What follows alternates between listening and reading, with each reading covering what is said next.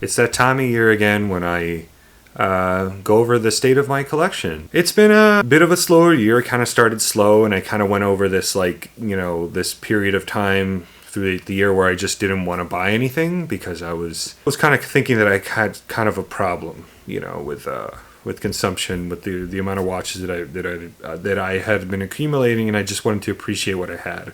Obviously, that didn't last, and towards the end of the year, I sort of added a few nice pieces to my collection, and but yeah, overall I've been quite happy with with my collection and where it's gone this year. The channel's been a little slower, I'm not gonna lie. I just haven't had not gonna call it the motivation or anything, but you know, the videos haven't been doing incredible, and in part could be partially because I have not been very consistent, you know, and that's just I think it's just the fact that I just have not been buying as many watches, and I just don't, you know, a lot of times when I buy the watch, I just don't, I used to buy the watch and immediately like unbox it on camera and just, you know, I felt like I was buying the watch more for the channel than for myself, and I just didn't want to do that. I just wanted to get the watch, you know, and enjoy it immediately, not just, you know, I used to keep the watches in the box and like all wrapped up in plastic just to put them on camera before I even like started enjoying the watch, and it just didn't make any sense to me. So now I get the watches, I put them on, I wear them, and whenever I get a chance to viewing a video, if I feel like I want to, I'll do it. So I've been trying to catch up a little bit. I've had some videos recorded for a while, and I just haven't had a chance to edit them.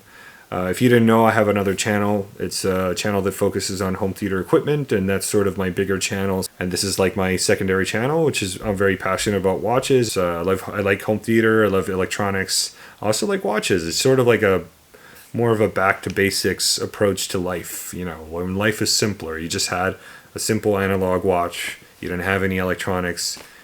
You know, I don't know. I just like watches. I think they're a really cool thing to be into, and you know, and here's my opportunity to share my entire collection with you. So let's go upstairs to where my watches are and check out the state of my collection for 2024.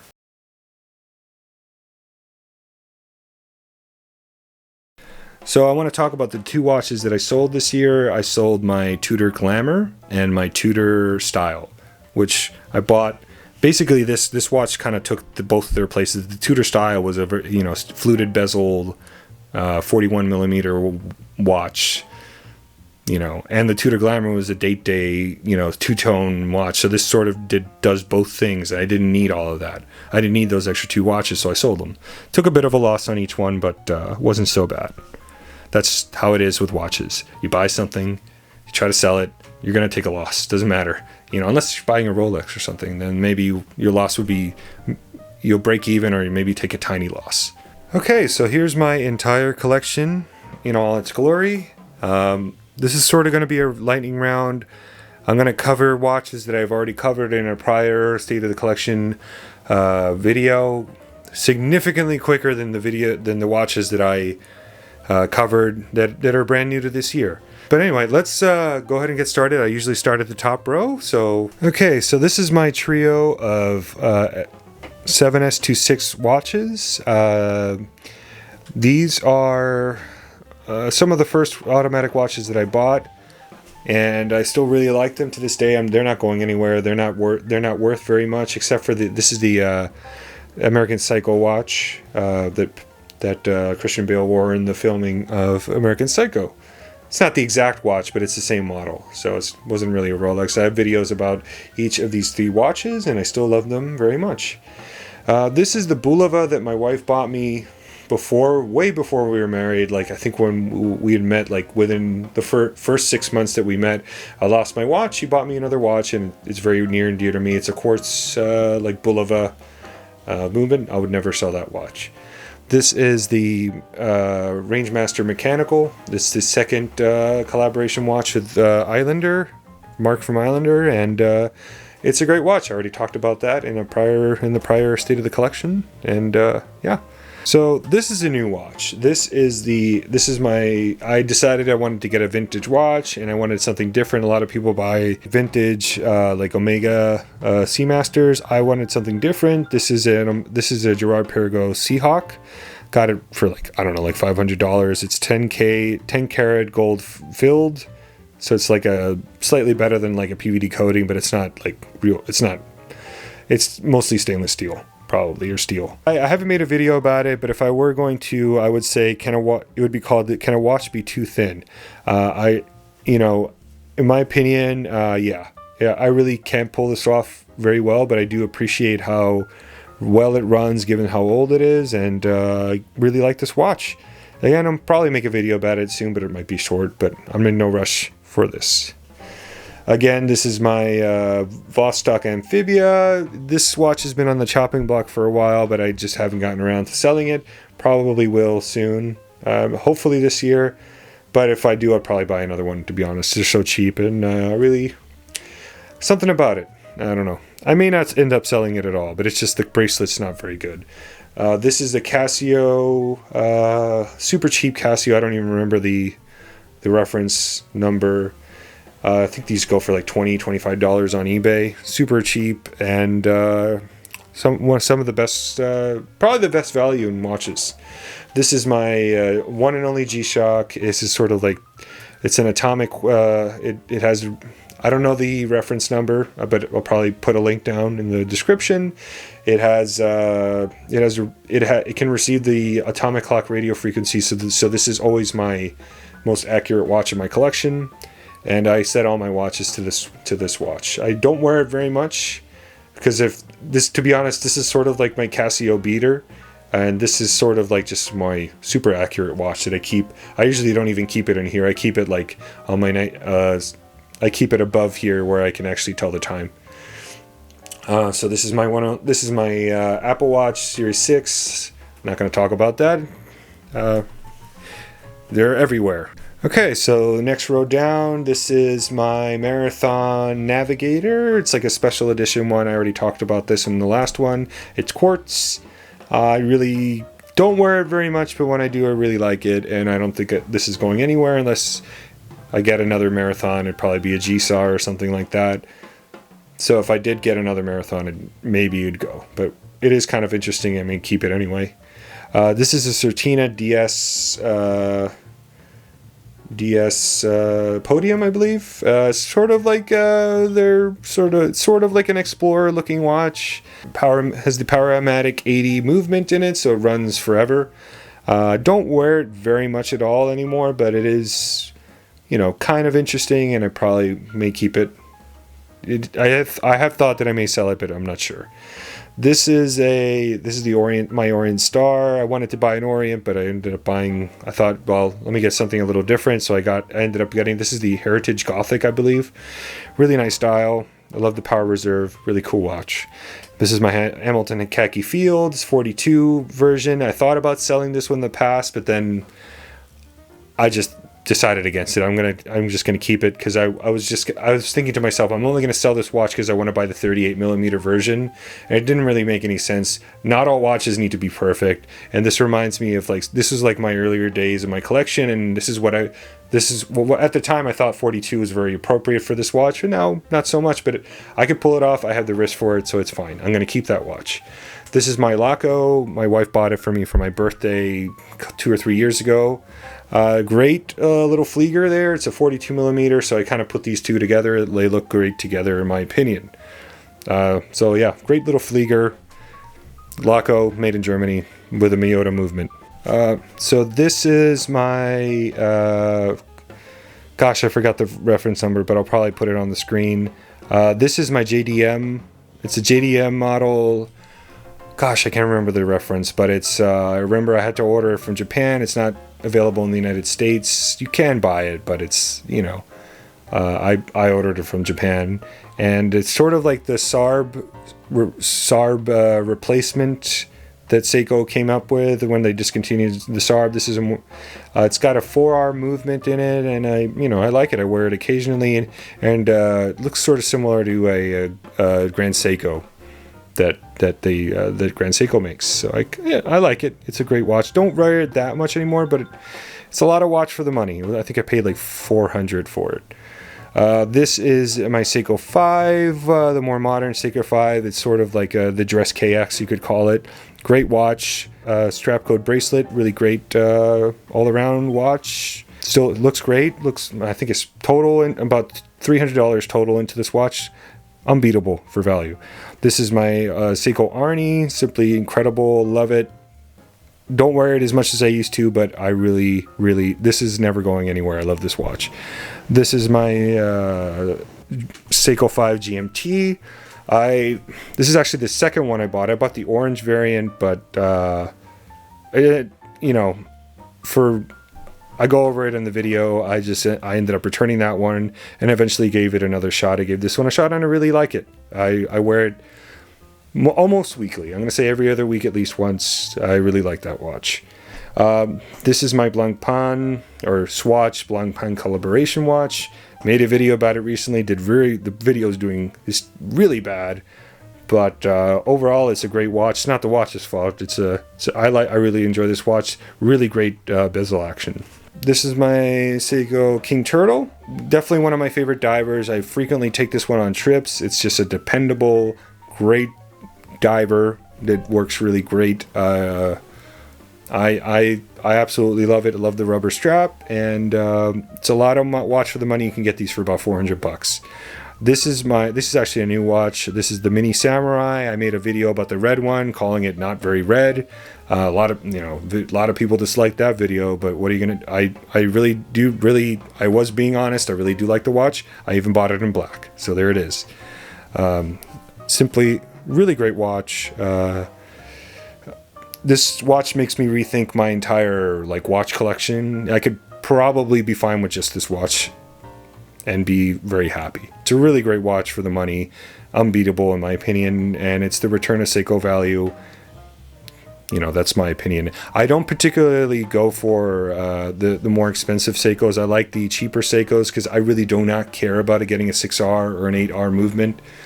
I'm all about the more value. There are more value offerings because I don't really care that much about accuracy, and from my experience, the accuracy of 4R movements is not bad. But if it's your only watch and you want accuracy, then yeah, you might want to go for a 6R or higher. But these are great watches. This is my Seiko Speedtimer. I believe I covered it in the past. It's the Crystal Trophy variant. It's on a strap code bracelet. Made a couple of videos about this watch. Great watch. This is actually a very new watch. Just bought it. It's a Zodiac Super Seawolf on a Jubilee or a 5-link bracelet. I got it. It was like a Black Friday deal. I think it was I paid a little over $500 for this watch. It's like a $1,600 watch usually. And I've been, to be honest, I've been eyeing these Super Seawolves for a while, and specifically this model. I just really liked it, and I'm glad I bought it. Definitely wearing it a lot, and the bracelet's very comfortable. So this is my Tudor 1926. Honestly, it's the best value watch that Tudor makes. It doesn't have an in-house Kinesi movement, but it's got the smiley. It's the only smiley other than the Tudor Glamours. So you can still, they're the two smileys, smiley dial left with Solita movements, and I can't recommend it enough. It's a great watch. Wish I would have gotten the 39. I've mentioned that in the past, but it's the 41, and my wrist can pull it off just fine. Okay, so this is my Longines Masters collection triple date moon phase watch. It's the most complicated watch that I own, by far. It's got, and a chronograph. Let's not forget the chronograph part. It's a really great watch. It's a great watch. Don't wear it that much, but I sometimes wear it to work, and I still enjoy it very much. It's just not the easiest watch to set. That I pretty much bought a winder to keep this watch on, but then I don't know. Something about keeping watches going all the time when I'm not using them, I don't know, extra wear and tear. I know they're meant to run constantly, but I just figure it might make me have to service them even faster. This is a great watch. This is my Tag Heuer Aquaracer. My wife bought me this when we got married, and it's one of my most prized watches. Don't wear it as much as I used to. Honestly, this is my daily for over 10 years. So, you know, I got a lot of wrist time on the, by far the most wrist time of any watch. Very comfortable. It's about a 43 or 44 millimeter, but very short lug to lug. So it actually wears a lot smaller than you think. This is my Oris Aquis Date Relief. So I've made videos about this. I talked about it in last year's. One of my favorite watches to take on trips. It's one of the best. It's such a nice looking diver, so it can pull double duty. So if I need to take only one watch on a trip, let's say to the beach or something, this is the one I would take. It's a great diver, and it's also kind of flashy at the same time, and it's just a simply great watch. It's one of my favorite divers, and I think I bought it for like $1,200.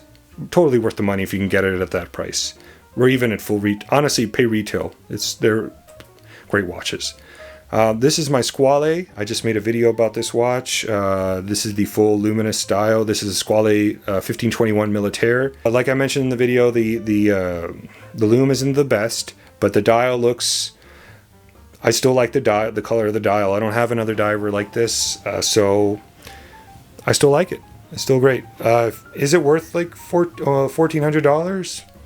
You know, to some people it is. Personally, I would probably go with another variant with the more normal, non-luminous dial, just normal lume. But if you like this watch, I can recommend it. This is my Ball Trainmaster full titanium watch with GMT. I wear this one pretty often, not every week, but I do like it. I like to take it when I'm going to somewhere dark, like a bar or something. I don't go to bars very often, but you can still see the time because of the tritium lume. So now going to my front row, which is probably my heaviest hitters of watches. This is my so starting from the left here. This is my Tudor Date Day. It's a this is like a new old stock. This was made in 2016. I bought it not too long ago.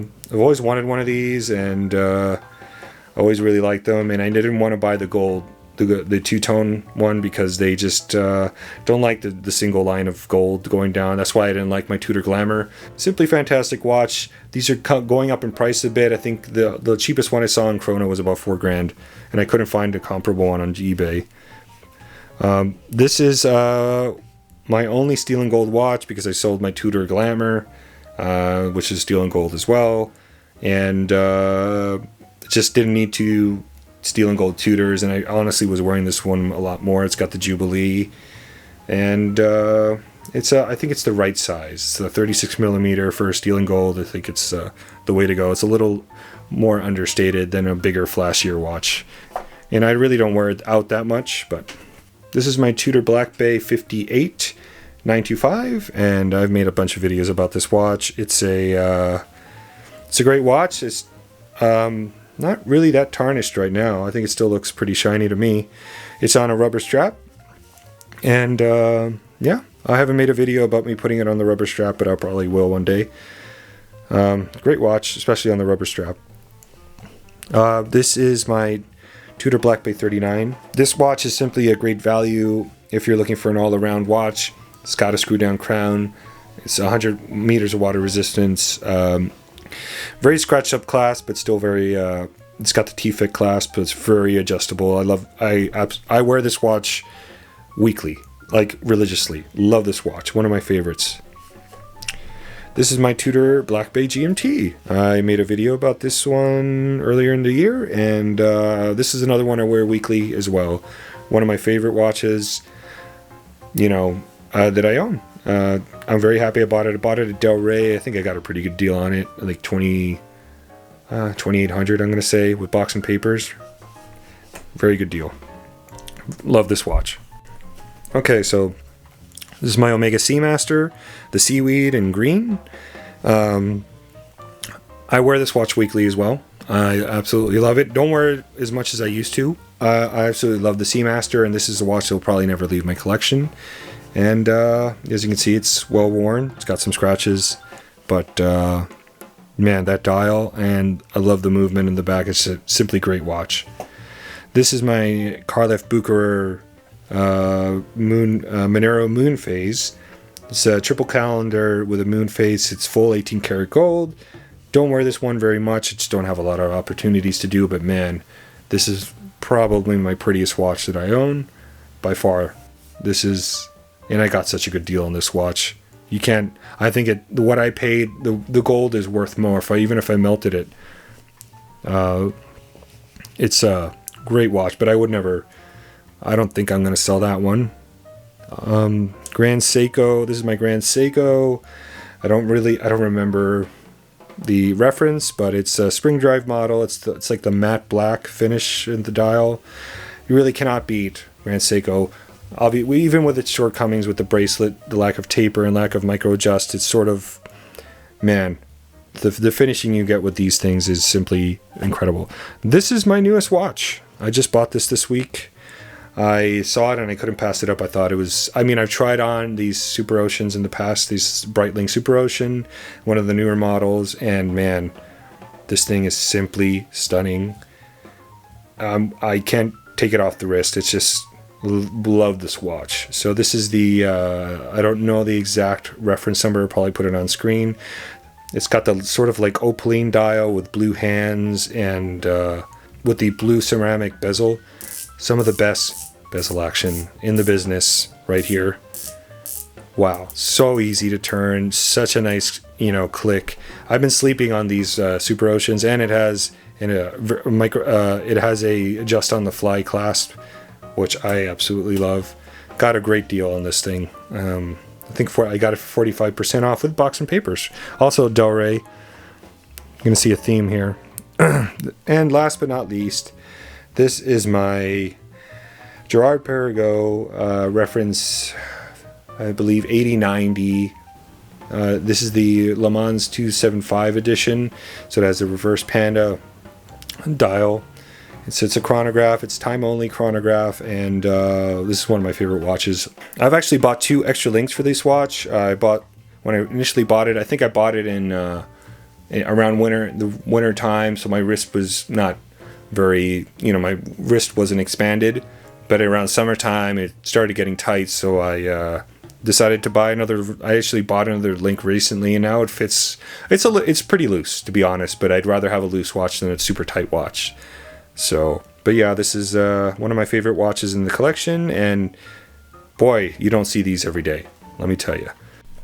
So that's my entire watch collection for 2024. I have every slot filled. I don't know where I'm going to go from here. There are some watches I'm interested in, not too many, maybe a handful that I've been looking out for. But overall, I'm very happy. And you may think that this is excess. But people are into different things. This is what I'm into. I like watches a lot, and I know I'm not alone in that.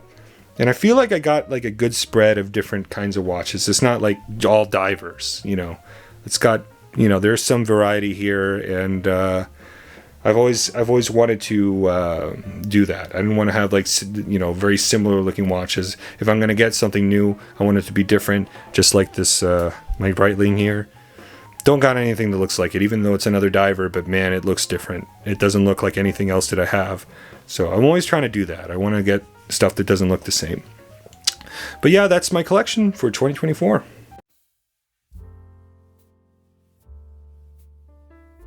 Let's talk about Rolex. It's been a process. I'm gonna be completely frank with you. I think in my last State of the Collection video, I mentioned how I felt that the Rolex buying experience, or lack of being able to buy experience, was the worst purchasing experience that I've ever experienced in my life. It's simply horrible. It's so frustrating.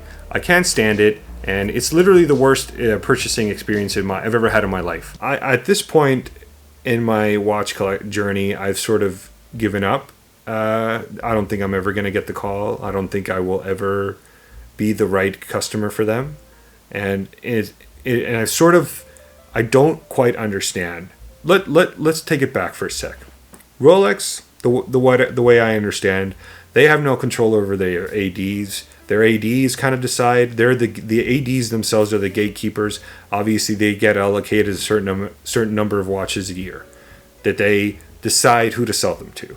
So I don't think it's not really Rolex's fault. For a while, I was trying to play the game. I bought I don't want to mention the name, but I bought like 3 watches at this like group of ADs that, you know, sell Rolex. And I bought my Seamaster, which is almost $6,000, and I bought 2 Tudors that totaled close to $9,000, give or take. And so I spent, you know, the price of if you take all of that, I spent the price of almost what a Daytona would cost, like, so at the dealer, at the AD. And you know, for me, it's not like a little bit of money what I spent there. And I just didn't feel, every time I went in, even though I had some purchase history, I felt like more of my dignity was leaving my body. At some point, I just thought, I'm just not going as much, because I don't want to feel that way that I feel every time I go in, like a fucking beggar. I don't want to do that anymore, so I stopped doing it. And that's why when I go into I'd go to the ADs and I'd see what's new. There really isn't much of anything new to try on watches, and, you know, I can talk about it on camera and maybe potentially make a video. That's why I would go to the ADs a lot primarily, and I probably will continue to do that. But me inquiring about Rolexes at this AD, it's not going to happen anymore.